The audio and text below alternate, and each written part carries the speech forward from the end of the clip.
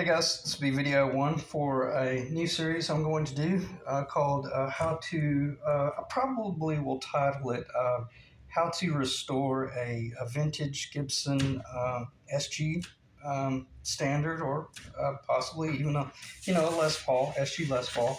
But I have a potential project for a guy, and Eric, appreciate you reaching out, and I hope we can work together. But Eric has a 1969, what would be a Hunter mahogany body that is the dark walnut stain, and but he doesn't have a neck. And I kept forgetting to ask you, Eric, if you have the pick guard. If you don't, that's okay. I could actually manufacture that because I build my own pick guards as well. But if you had the pick guard, that would be awesome because that's quite a bit of work there, and I'm not so certain that we would be able to find a truly historically accurate pick guard. But nonetheless, I hope you do. If you don't, it's no big deal. I can make one. But with respect to Eric's job, he has the body, and he mentioned having a bunch of parts like pickups and various things. But he did mention that he does not have the ABR1 bridge, and he's mentioned something about the studs were in the body, but apparently they were kind of mangled a little bit, and that's no surprise there. But nonetheless, the cool thing about the way everything is today, we've got so much reproduction stuff that if, let's say, for instance, Eric did not have the tuners, or if you guys watching this video, if you did not have the tuners, well, for like $60, you can get the Cluson USA replicas 3x3 with, and I don't know what that looks like on camera, but that is not the putrid green that you see in a lot of the guitar reproduction stuff. That's a really beautiful vintage color. I don't want to spook anybody, so let me see if I can find a piece of paper here and slide that under that so you can see the color. Okay, point made. It's a really cool reproduction color. $60 in the event you didn't have your tuners.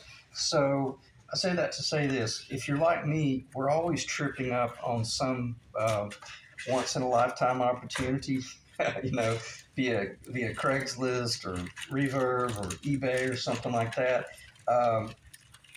And if you're like me, I love bringing stuff like that back to life. But with respect to keeping myself.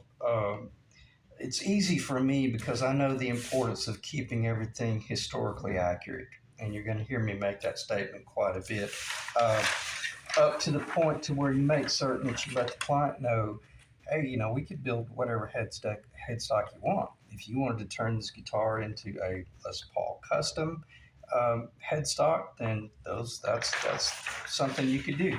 And I actually mentioned to Eric that probably about 15 years ago, I built a Glenn Buxton SG Les Paul custom replica, and as I mentioned to him, and I so regret getting rid of that guitar. And my very first guitar as a kid, I was like 14 years old. I'm 57 years old. So when I was 13 or 14, my older brother had a early 60s SG with a Leo Quan Badass. I can't remember the year of the guitar, but I'm pretty certain that it's probably very close to Eric's guitar. And I just remember that being once you own an SG, you always have this what's the word?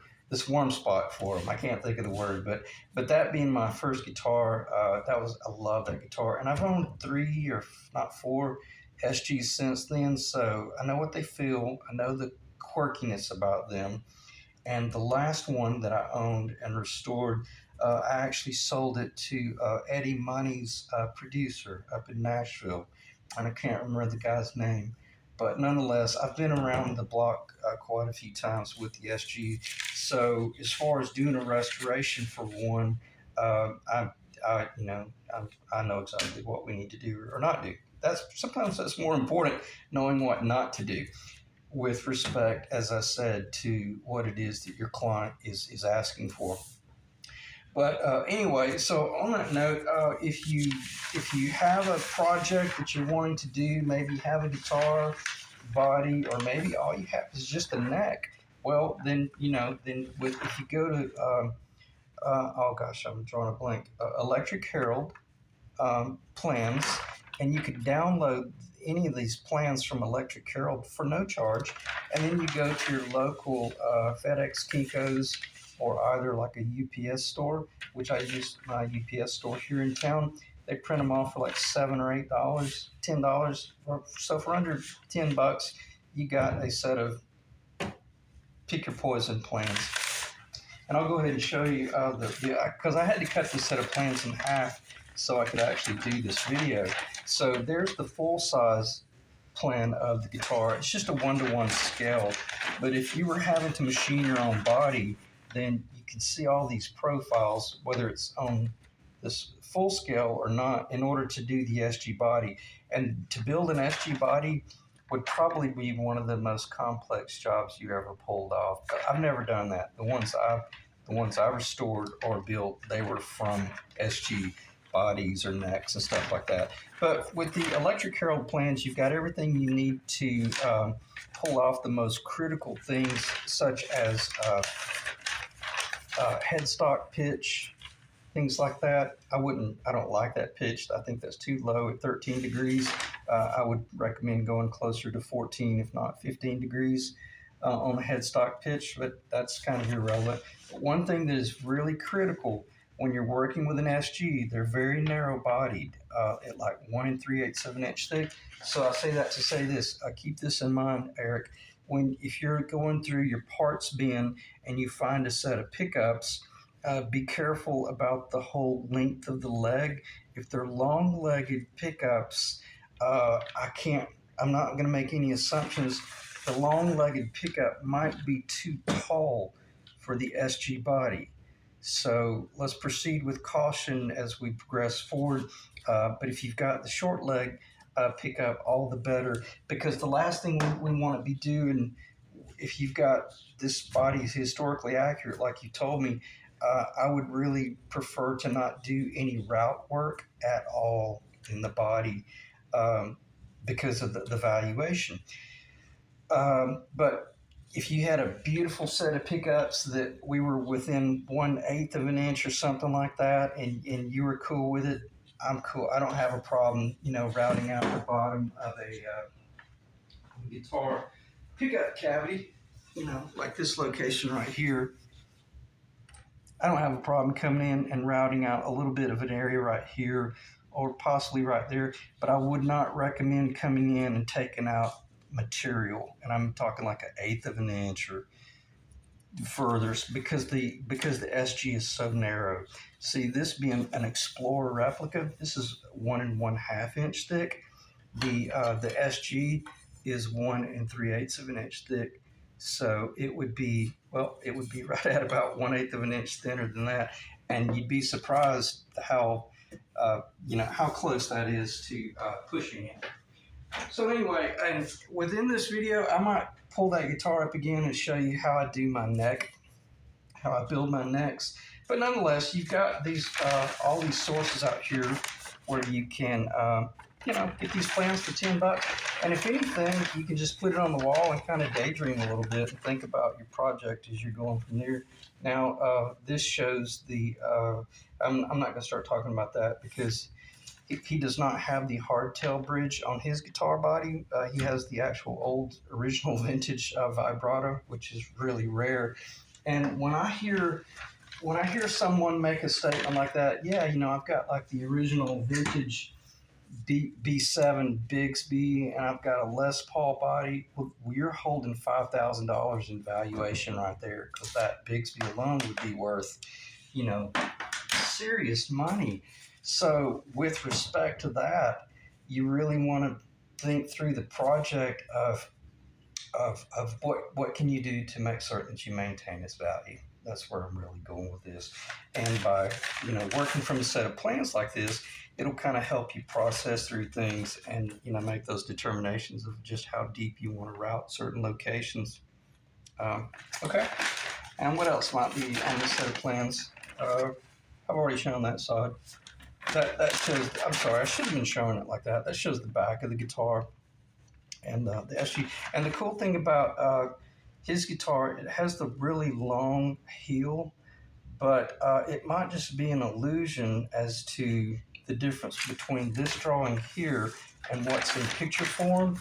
But the last thing you'd want to do, and I would obviously not do this, but if I'm sitting there holding his body, I'm going to be building the neck around that body. I would not be coming in here and like routing off this body shorter, an eighth of an inch or a 16th of an inch or something like that to make it play better, because things like that would be really detrimental to the value, especially if he has like all the original covers and the screws and stuff like that, maybe even like the original strap button. It's not that important, but the more that you have that is historically accurate, like tuners that would have been used in that era, then I'm a firm believer in building the guitar around the parts that you have on your table if they are of value.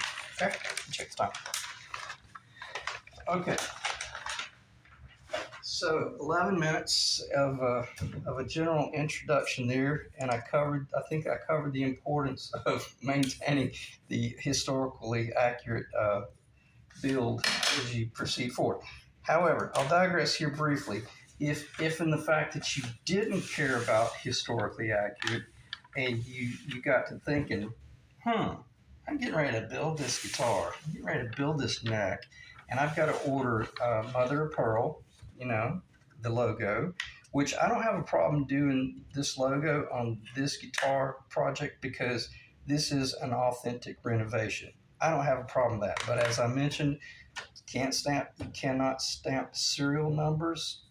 That's a major, major no right there. So do the logos, even the I can't think what it's called, the little banner, the SG logo. I can't think what it's called. Well, neither here nor there. The SG logo. Not that you're not doing like the Les Paul, but if you were planning on changing the design of the guitar, well, now's the time to do it because you're getting ready to build a brand new neck from raw stock of lumber, and it's just as easy to build the Les Paul custom headstock profile as it is a 1959 very narrow, or a 1961, or make certain that you capture the spot on 1969 profile. But and I'll show this guitar over here. This is it's funny. This is a project guitar I was always building on the side as I was building other guitars, and it's basically a spot on 59 replica, all Honduran mahogany. But it's kind of funny because it's kind of a basket job where I had mahogany left over from one job and then mahogany left over from another. And originally I started out, it had a Floyd Rose in it and all that jazz, and I changed my mind. But where I'm going with this, if you look at the headstock profile that I have here, and it's so funny because I picked up these vintage custom, which are basically just Shaler tuners because they are metric. But I picked these up for a song on uh, eBay, and then but I didn't like the large washers, the ferrule washers, so I flipped them upside down to make certain that I did not do any sort of indention in the headstock overlay, because eventually I want to find some really nice vintage tuners with the press in, like the Clusons that I just showed that right there, or maybe I showed. But long story short, you could start at going in this direction, but the headstock that I'm showing you right here, let me see if I can do this without dropping anything. It's considerably smaller than the Les Paul Custom, considerably smaller, because this is a 59. And it's only, I did spec it compared to that one right there, and it's actually even a little bit smaller than that drawing right there. So I say that to say this: if you like what you see, Eric, this is a beautiful profile that I've really kind of got it right down to the threshold of assuring that the string path, PATH, is real clean off of both E strings. And then when you get to the A string, it's very close visually to historically accurate as to how close it would have been in the 50s. And then that distance from the edge of that string to the edge of that string is historically accurate. I'm talking like visual, but visual is also based on a physical location as well. And then the length of my headstock here, the widths of all these dimensions is pretty much a 59. So if you like what you see there, and you didn't, or if you had the Shaler type tuners, no big deal. You know, if you don't have a problem with the large um, face washers, then you know that's cool. We could put them on there because it would not interfere with the SG logo. But and I wouldn't recommend doing a stinger on your guitar because of just what it is. We're trying to maintain the historical, and also that since you're the dark walnut, the good thing about the mahogany, and I've got all the trans-tint dyes where I used to build jazz guitars and stuff. I know exactly how to tint the dyes in order to match your body if it was really dark. I didn't want to do that with this guitar because basically I didn't really care. This was my personal player guitar. But if I was building this project for a client, I probably would not have done that ebony heel cap. Probably would not have done the stinger, and I would have stained this neck to be darker with this body. So if Eric decided to go with me on his renovation and he shipped me his body, which I have not seen pictures of it yet, regardless of what his body looks like, I should be able to match it pretty darn close, if not spot on. And as I mentioned to him, uh, the innocent bystander walking by shouldn't really be able to tell where we started or finished. If you took it to a George Gruen or someone like that, yeah, they'll be able to, you know, they'd be able to blacklight it and tell that, yeah, you know, this was a neck replacement and whatnot. But before you got out of there, they'd tell you that whoever did it did a hell of a good job because I'm pretty particular about, you know, the fitment and stuff like that. And when we're talking about fitment, it's very critical to get that pitch proper so that your bridge height is just exactly where you want it. I've got this bridge height a little bit higher than I normally run them because originally it had the Floyd Rose on it, but nonetheless, it's still close enough for rock and roll and even rockabilly. But but by having the body, and that was one of the first questions I asked Eric, or I let him know. I said, you know, and if you didn't have, I don't have a problem building the neck, and I could build the lower or the whole neck, or I could do whatever you needed. But if you didn't have a problem sending me the body, what a sigh of relief that would be, because then I could guarantee, even if I didn't finish the guitar, if I just built the neck for him around his body and then box it up and send it back to him in component form, at least I would be assured that I got everything machined properly so that he could then glue it in himself if he was a guitar, you know, a builder himself possibly, or he could take it to someone and have it put in. But as I mentioned to him, yeah, we could take it whichever direction you want. I could finish the whole guitar and, you know, have it set up to where it's a plug and play there at the end.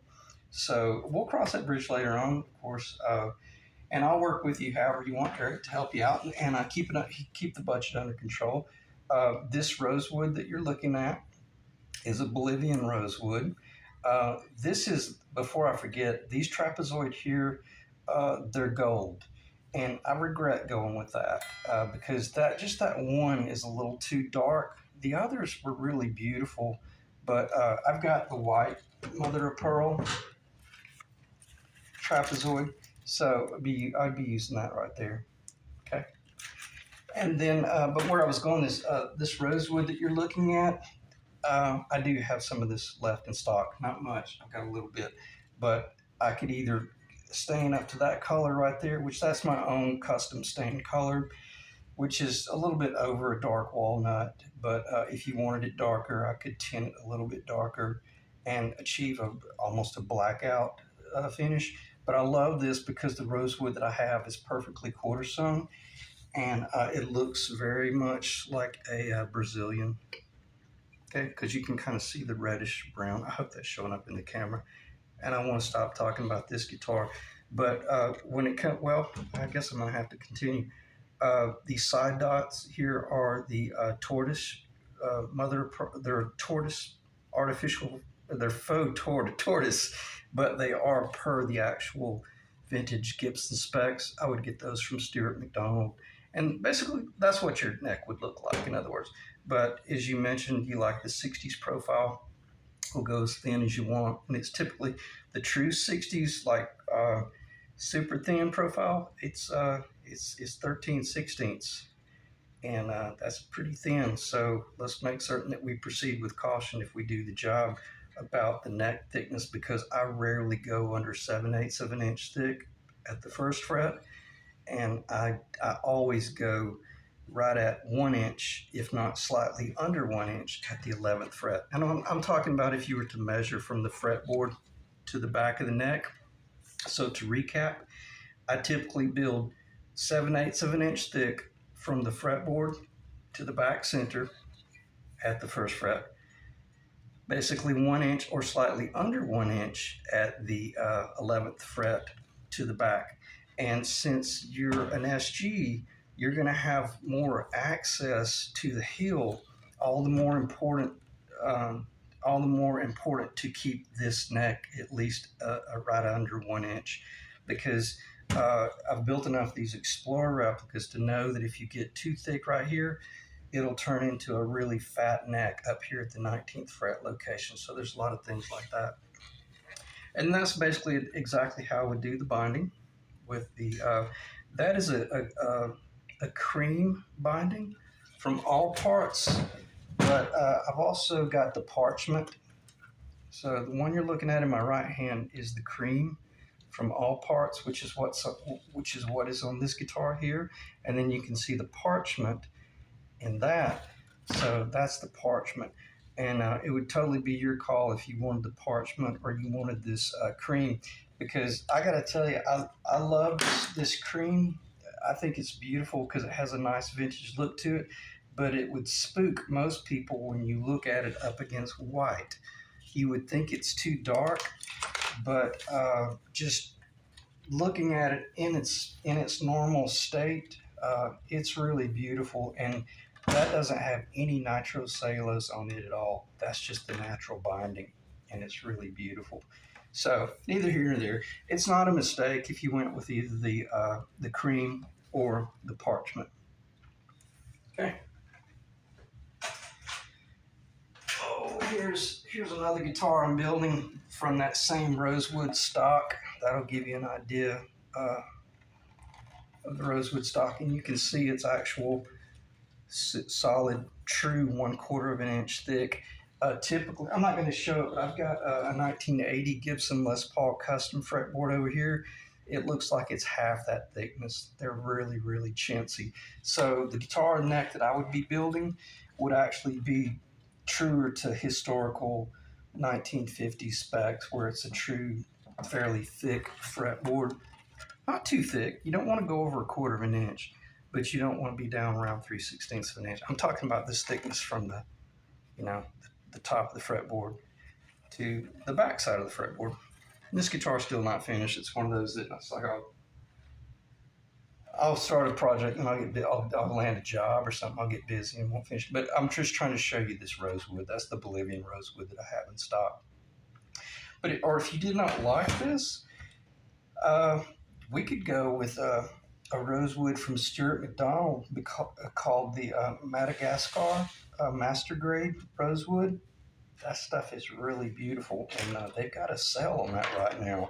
It's really, really affordable. We're talking, if they still have it in stock, because they sent me an email last week where it was like $60 for a Master Grade Madagascar Rosewood. We're talking quarter some, and it's beautiful. But they may have sold out by now. It's kind of hard to tell.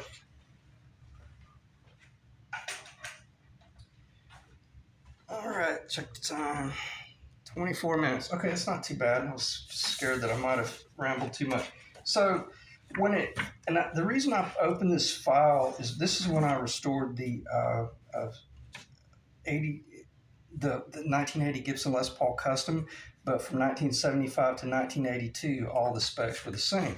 So when I was restoring that guitar, I was working with everything from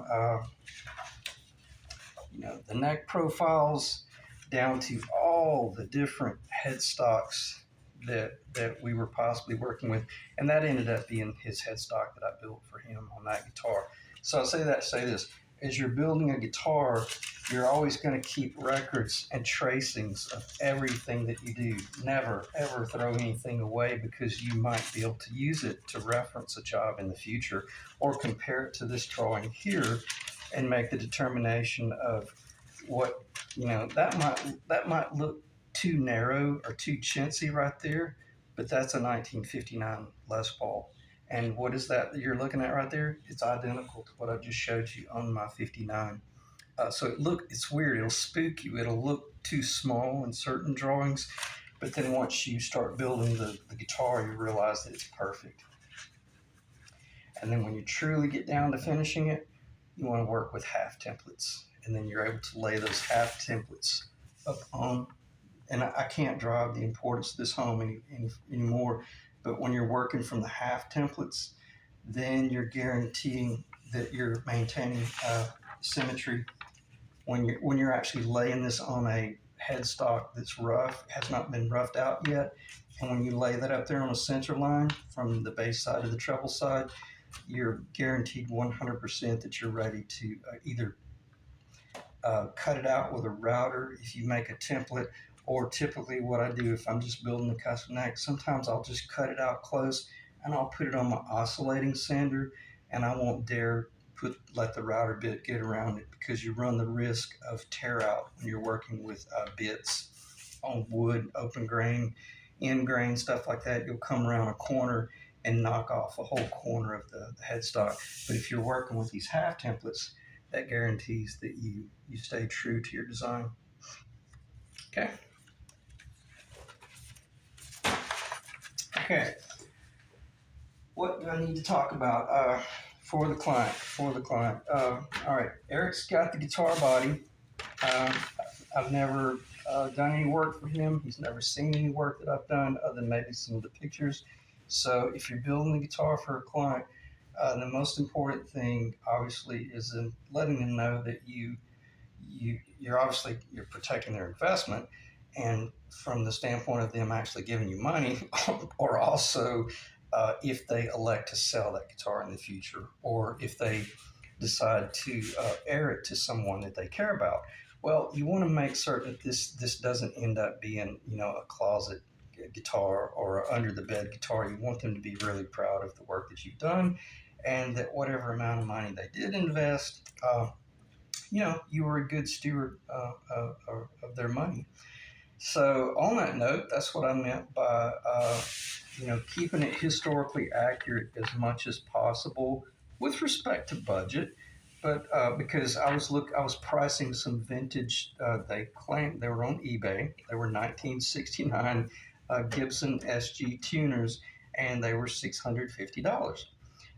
They were beautiful. They were awesome. But I'll be, you know what? If I'm going to pay $650 for a set of tuners like that, unless I'm, you know, unless I don't have a problem losing $650, that to me that's way too much. Especially when you can buy the Kluson reproduction tuners. If they're nickel, they're like $59, free shipping plus tax, of course, so $65. If they were gold, they're going to be like 79, I believe, maybe 74, maybe off there a little bit. But the cool thing about the Kluson reproduction tuners, and what I'm reading between the lines right now from Eric, it looks like there's a possibility he possibly has some tuners. But hear me out for a second, Eric, because I don't know what you have. If your tuners are not historically accurate in certain dimensions, like from screw to screw, or from footprint of that you may not care. But it's my responsibility as the builder to let you know. Well, if you have a set of tuners that are like the Shalers that I showed you on my 59 replica, I didn't have a problem. I didn't have a problem drilling this hole, off to the side. I wouldn't dare do that for a client unless they told me that they were cool with that. Because why? Because if you ever tripped up on a set of truly valuable vintage tuners, and trust me, they pop up. I see stuff pop up that is worth $500, and I'll get it for 60 or $80. It's rare, but if something popped up that was, say, a 3x3 Gibson deluxe tuners, if you built the guitar with this reproduction stuff and then you found that vintage set in the future, it would be very easy to remove these and install the vintage ones. Why? Because you actually have the pressed, these vintage Clusons, they even have the vintage correct pressing uh, ferrules. Sometimes I take for granted that not everyone knows this stuff.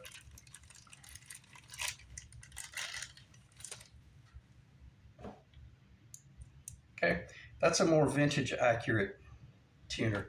The Cluson USA with a press-in ferrule, the screw location, everything about it. Even if you did a little bit of an indentation in the back of the headstock, no big deal, because anything you installed in the future would conceal those builder marks and maintain the value of the guitar. Again, it might not be important, but to me as a builder, it's very important that I make certain that I mention those things, because when it comes down to installing those tuners, and I'll just go ahead and have to talk about it, or installing the nut, what type of nut did your builder install? Well, that is vintage correct per 1958 Gibson Flying V, Les Paul, or Explorer. That's the bone 1/4 inch nut. They're very thin, very narrow, and that's exactly what I would be installing on your guitar, which would be identical to that right there. Okay, see how narrow it is? But those are the type things, if you're having it appraised or someone's considering buying it, they would see that the builder really knew exactly what type nut to use, what type tuners, et cetera, et cetera. So, all right, so I think I've driven that home enough.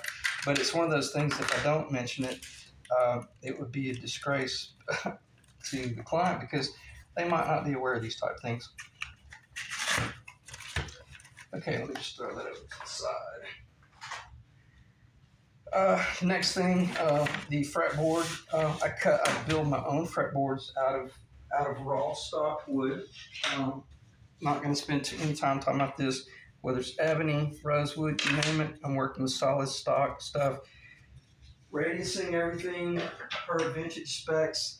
The scale in this guitar, I'll do some verification on the scale of this guitar, but it needs to, as far as I'm concerned, it needs to be an accurate 24 3/4 inch scale. So I'm not going to start talking about that, but it's basically just the speaking length from once you come off of the nut and you go down to the bridge saddles. It's 24 3/4 inch is the true accurate Gibson scale. Now, some of the years they used a 24.562 scale, which is even shorter. But I really, since I'm building my own fretboards, I love the 24 3/4. And if you want to know the truth, I really love a 25-inch scale. That's to me, that's the perfect scale. And you could do that on a custom build, and no one would ever know. But if you're really splitting brass tacks, I would say it would be a mistake, because the SG already has a tendency to be a little bit of a headstock diving guitar. And the longer the scale, then the longer the headstock has to be, or farther away, and it's only going to make matters worse. So 24 3/4 inch scale, 12-inch radius. I use Jescar frets. They're 18% nickel, and I typically do like a medium jumbo. I don't want to spend any time talking about that, because we're already at 35 minutes. I want to keep this under 45 minutes if I can. But I typically use a moderately. Oh, great! I do have one here. That's the fret. Okay. And the guitar that I've been showing you, that's the Jescar. It's called a medium jumbo, and plays like heaven. It's just a great fret. So what I put on all my guitars, and haven't had any complaints ever. It's perfect for bar chord work. It's perfect for um, melodic lines. It's just a great fret. Jessica, I think it's called 47104 or something like that. Okay. Talked about the binding parchment versus cream. My favorite is the cream, but the parchment is really beautiful as well. And we won't have to worry about pickup rings or any of that type of stuff because we're dealing with an SG standard, which is the pickups are housed within the actual the pick guard. And having these templates here, it doesn't matter now because I've built so many guitars, I can basically just build them in my sleep.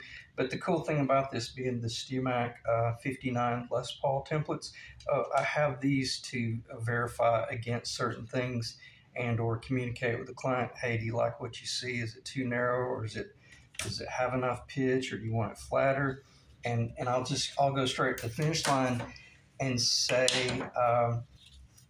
the SG is such a thin profile guitar. Uh, I typically like really prefer to go. This is a 17-degree pitch headstock, but that might be too much for an SG because of the cases that might be available. So I'll need to do a little bit of research on that, Eric. But I like the 17-degree pitch headstock. It is the extreme pitch that you can go with, but that's what was on the 50s guitars. But these plans right here, they're calling for a 13-degree pitch headstock. Um, this headstock pitch that I cut on all of my Explorer replicas, that is a 12-degree pitch. So it's fairly shallow, but it works great on a 6-in line. If you're looking down the neck, it's a noticeable pitch, but the plans are calling for a 13-degree pitch. What you're looking at here in my hand is a 12-degree pitch, but I would typically go with a minimum of a 14-degree pitch on a 3x3 side. Does it matter? Honestly, not really. I can't really tell a major difference, but I got to tell you that 59 Les Paul replica right there sounds like a piano. And I've built guitars with more shallow headstocks before that did not sound like a piano. So there may be something to that. But if you wanted the real steep pitch headstock, I could do that as well. It's no big deal. But I want to do a little bit more research about this particular guitar because I wouldn't want to do anything that was goofy or either, hurt the value of the guitar. And because the SG is already a very dangerous guitar about being susceptible to breakage because the body is so thin that any amount of pitch, any amount, it's going to be susceptible to a headstock break if it drops and falls straight back. So I typically always run Shaler strap lock buttons because I did drop an SG once, and that was the worst experience I've ever had. Fortunately, I was able to glue it back together. I was a kid. I was really young and didn't repair it till later. But nonetheless, I was able to get it back together. But it when it dropped, it hit it hit like this. Fortunately, it did not hit like that, but it did crack it a little bit on the back, and I had to have it repaired and stuff. But it's just what it is. So anyway, I don't really think there's any sense in talking about these templates other than as I'm looking at your body, Eric, the guitar body, obviously, when I'm looking at the layout, I would be able to verify dimensions that are on the SG body in relation to this 59 Les Paul template that I have from Steve McDonald. And obviously, even things like P90s. Like, for instance, let's say since you've got the SG and you had clarified that it had not been routed out on the inside, believe it or not, while I was building the guitar, if you wanted, I even have the ability to manufacture two pick guards where one pick guard is set up with P90s or to eventually receive P90s, and which is that route right there. or one pickguard is obviously set up to receive the traditional, the humbuckers. But why? Because you've got a pickguard that covers everything up under there, and it would be your call as to whether or not you wanted to do any future route work or anything like that. Again, I'm just throwing you curveballs here and letting you know that while I have your vintage guitar body on my table, there are items that I can manufacture or machine that might benefit the future user or you if you wanted to change pickups in the future. Uh, I've never played an SG with P90s, but I imagine it's probably sheer bliss. So, anyway, just keep that in the back of your mind, Eric, because basically all it would be is just machining an additional pick guard. Because let's say, for instance, you actually have the vintage pick guard. I can assure you, I'm going to make a template for myself for future use, uh, but also sorry, what really compared. But like for instance, this being an Explorer, this is a true 1958 Explorer template for a 25.5 inch scale, and I also have one for a 24 3/4 inch scale. But I have your pick guard. I'm going to be making myself a template for future use. So if you wanted an additional pick guard, it would be just a matter of gluing it down. Well, it'd probably take me about 2 hours to machine because every bit of this machine work, I do every bit of this on a drill press by hand. Every bit of it is done by hand, but I've got the jigs that guarantee that I have the ability to, really make these fairly fast once I have the template. Okay, so that's what I meant by it'd be really easy. What I was trying to clarify, it would be really easy for me to make you a P90 pickguard if you wanted, because I would have the hard template there. Okay, all right, let me check this out. 42 minutes. It's a lot of information, but as I say, I think it was for a worthy cause. What else should I talk about? Uh, Frets would be leveled, polished, the guitar set up, ready to plug and play. It sounds like you want me to go ahead and probably price either using a harness that you've got. Yeah, I'm glad I thought of this. Or either building a custom harness. Sorry, but if you're still here, these are just things that if we started talking about in email format, it would take 15 emails back and forth, whereas I can cover it here in about 5 minutes. Okay, if you've got another vintage guitar that has a wiring harness in it, and you're cool with removing that harness without damaging anything, I'm perfectly fine working with it and installing it in your guitar. But if there's something wrong with that harness that neither one of us knows about, it might be a bit of a nightmare trying to trace it down and find out, where the culprit is. Whereas if it were me, I would recommend don't take anything apart that was put together at one time from the manufacturer, because it's far more valuable in that current body that it's in. Even if it's damaged, it's probably worth more in that body. But if you start pulling stuff out, you run the risk of then you're tracking down a cricket. I call it cricket. It's got a cricket in there that you got to locate that cricket. Whereas I can buy these harnesses, just all of the material to build the harnesses for like $65, I believe, or something like that. And there's CTS 525K braided pushback wire, the good stuff, quality orange drop potential capacitors, stuff like that. I do half watt treble bleed, half watt resistor, treble bleed network on both volumes. We'll talk about that if you want to, but it changes a audio taper pot into more of like a linear pot. And if you're not sure what that means, check out the last video that I did about the Flying V that I just built, where I did just that. I installed the half watt resistor treble bleed network on both volume potentiometers for that guitar. Changed everything. Guitar sounded so good. Okay, so in other words, I could build the harness probably about just as fast and easy with brand new parts that I know are going to function once we plug it in and there aren't any crickets there. And I only use Switchcraft three ways. And for the SG would be the L type. I won't go into that, but in other words, it would be item specific for that design, that guitar, because of the thin body. Okay. And I'm sorry if I'm all over the map here, but I just want to kind of make certain that I throw some things at Eric that he might be thinking about. Now, if you've got a set of pickups that you trust, absolutely, man. Send them with the body, and then with respect to that depth, just make certain that the legs are not too long, something like that. And if they're only a 16th of an inch too long, and you're okay with me routing out the bottom, then I'll do it. I'll hate it, but I'll do it.